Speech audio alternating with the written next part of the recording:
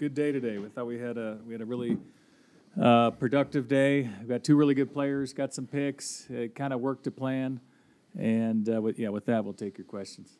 You said edge rusher was a key part. Raise your hand if you have a question. You said why it was nice. George, one for each of you guys. George, what's your evaluation of Nick and how he can come in? And then Nate, what would you like about Greg, specifically those big playabilities? Yeah, Ryan, we thought Nick was one of the better pass rushers, coming out. Just the bend, the speed, the burst, very natural. At Oklahoma, he had a lot of production. He needs to get a little stronger, but we didn't anticipate him being there, and so we're really fortunate. He'll add to our group. We'll have a very good wave with Nick, and I think it's going to be great, really good competition. Yeah, from a tight end standpoint, I mean, those guys are always the most unique, dynamic guys out on the field because they can do so many different things. And I think when you have a guy that can stretch the field like he can, I think it's really exciting. And, I mean, just from all the stuff, it's not just the intermediate stuff, but that truly down the field. And then at the same time, the ability to strain and block in the run game. So I think he showed a lot of stuff. All very biased about UCLA guys, too, with this guy here. And some other. We tried to get a UC Davis guy. They we were working on that one, but no, he's going to be a good piece to be able to utilize. George, a couple for you. How critical was it to get a day 2 pick next year to kind of add to the flexibility? And then when you look at the board, are there some starting caliber players still available tomorrow? Yes, it was critical. And we may do that tomorrow as well. Try to add for next year. Now we have 5. We had 4. So we'll keep doing that. We have 8 picks. And what was the second question? I'm sorry.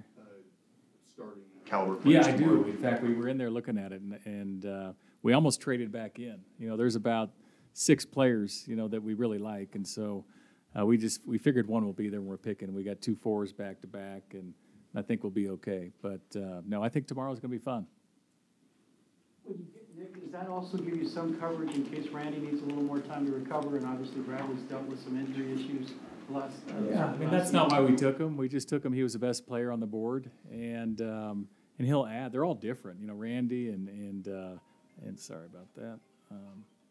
So they're all unique. They're all different. He just adds a little more explosion. And I've said, I think maybe our last presser, you want a wave of pass rushers, and he's done a lot. I mean, he's lined up on the edge. He's played stacked. He blitz him. He's spied. He's pretty dynamic in what he does. So he's just he'll just make the group stronger, and that's what you need in our division. That's what you need in this league. And Coach Hackett, in the zone scheme, I know how important it is to be able to have double tight ends and make it always kind of look the same.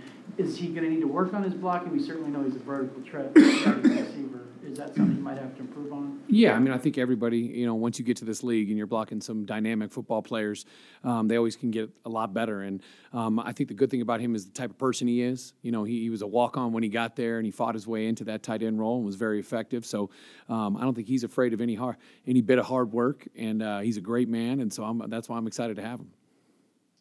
You guys talked about the type of athlete that Benito is, but you guys also brought him in for a visit. What stood out about those interviews and his personality? He had a great he's a little quieter. I like the little serious demeanor, very intelligent, all about ball. And I knew some people that coached him. Jason Taylor coached him in high school. Jason, the former player, and so we talked to all the coaches at Oklahoma and Jason, a lot of people, and spoke very highly of him. And here he impressed us all. So we enjoyed him, and he's going to fit in with our culture and our team. George, got a 2-parter for you. Number 1, what in your view is going to constitute a successful draft? And number 2, what do you think of the first round? And did you spend Thursday night watching highlights of Russ as you suggested? Yeah, that's a good one. That's a tough, successful draft. Just getting good quality players that fit this culture. Smart, tough, physical football players that love to play the game, and we talk about that a lot. And we want talented football players, but we want good people off the field. We want to fit. We need depth, and we just want to, we obviously want starters, but we want good quality young depth. And so I think we have a chance to do that. I like the 2. We're off to a good start, and tomorrow, we're looking forward to with the 8 picks. And yesterday was not a lot of fun. Last night we got bored, but we did watch Russ a little bit, and Coach had some fun. The coaches had a little fun, but it's always fun to watch a draft. you talk, you banter with the scouts, with the coaches, maybe a friendly wager here and there, and it's always fun to see the results. I did win a few from old coach here, so lost a few too. We were on the same side on a lot too. A two-parter, Coach. First one for you. What was the fun that the coaches had last night? Oh, it's one of those things everybody feels like they know exactly what's going to happen, and they don't get to see the whole picture. So for me to be able to be in the whole picture was quite nice to be able to name that pick at times. And but no, it was a great time with all the guys. And then my second question for you as well. What role do you see Greg Gilchrist having this year, and can he be a starter from week one? I think everybody's up for competition. I think that's so important, and we want the best guys out there as much as possible. And I definitely have a great feel that he's going to be able to come in here and contribute. I think that's what you're asking for, and as he earns his way on the field, we'll see where that goes. But like we said before, he's a threat down the field, and he's a guy that you want out there. So we'll see what happens. Yeah, guys, first time we've had a chance to talk to you since the Melvin Gordon signing. George just went into that and asked the coach how you plan on splitting the carries with Javonte. Yeah, Coach can answer that. We want the best players. Melvin's going to help us win football games. I think him and Javonte bring out the best in each other, and you just can't have enough good football players. And he's going to help us win games. We love Melvin in the locker room. We like his approach, his work ethic. And he's a really good football player, and you can't have enough of those. So that's what went into it. It was pretty simple. Melvin's a really good football player. Yeah, I look, just kind of all throughout my past. You need to have a stable of running backs. You want to hand the ball off. That's what protects the quarterback. That's what helps the play pass. That's what helps the threat of being able to go down the field. And when you've got, two guys like that, and you throw Boone in there, that's another change-up guy. It's a really good group. He just made that whole thing stronger. And whoever's hot, that's who we want to feed. And I think that's kind of the beauty of it. And they all believe in each other. They've been together this past year, and they did a lot of good stuff last year, and we got to keep that going. Do you want to come away with a corner tomorrow maybe and a tackle? Do you think those guys? Yeah, that would be good. Corner's obviously a premium. We like the 5 we have, and I think we just signed a couple more. But definitely we'd like to come away with the corner. Tackle, if it's the right one, we're not going to reach. We're never going to reach on players. We're always going to try to take the best player. But certainly corners are a premium, and we're going to look, definitely. Jordan, Nate joked about the UCLA connection, but you, from similar parts of LA, and I think Greg said something to the effect of one of his old coaches was a roommate of yours. Just how long have you watched him and kind of... Now it all makes sense. Well, I don't know Greg. I don't think I've met him. My best friend, my roommate in college, Jimmy Bonds, was his high school coach, and so and Jimmy passed away, a couple of years ago. So it's I know he's up there looking down. That's for sure. So. For both of you, first for George, you talked about how you might be kind of feeling that itch as day 2 went on. So were you tempted to try to move up? Were there possibilities even to move down from 64? What was that situation like? We were tempted, and we had a lot of conversations, and it just worked out. We didn't have to trade up.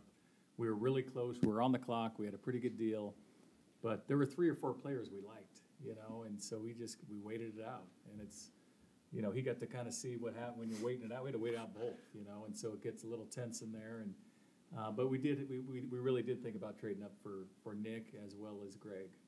And the thing, you kind of alluded to that, but what was it like watching George work the phones, and what was your role most of the night?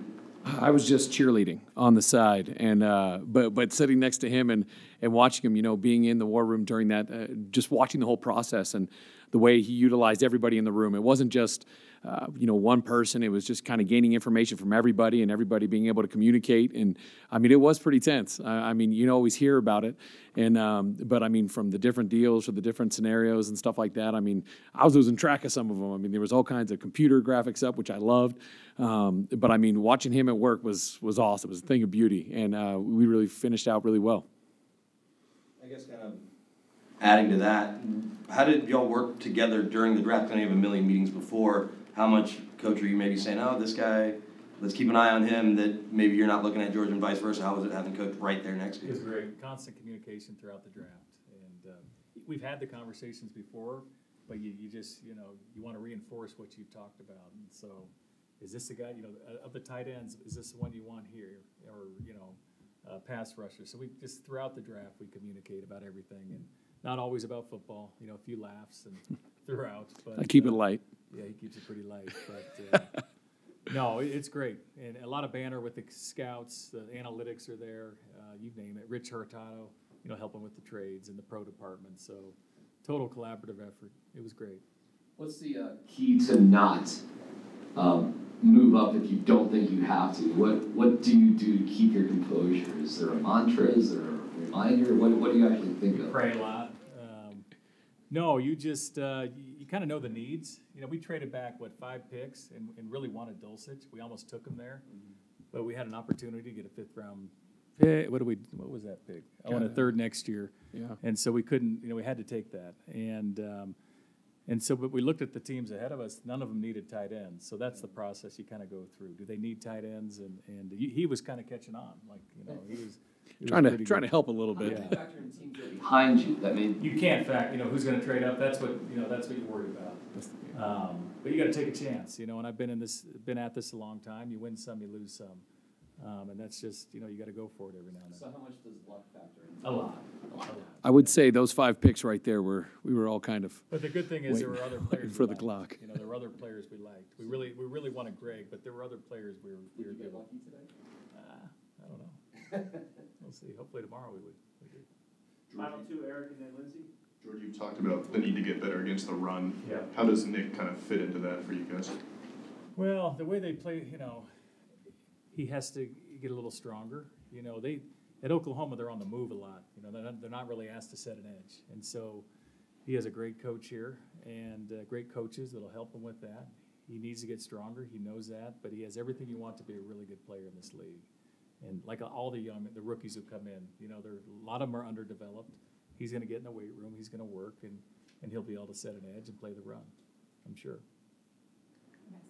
As you were watching last night and then through today, what did you think about what happened with all of the quarterbacks in this class? And did that reinforce at all the decision that you made a month or 2 ago? Yeah, I mean, I think I don't know how many times it's been that long that only 2 guys were taken, and I think for us, we were sitting there, we were very, very happy with where we are here at the Denver Broncos, and hey, I guess it happens. Yeah, you never know. We think they're good players, and we think they're going to do well, but you just never know how it works out, in the draft, especially with quarterbacks,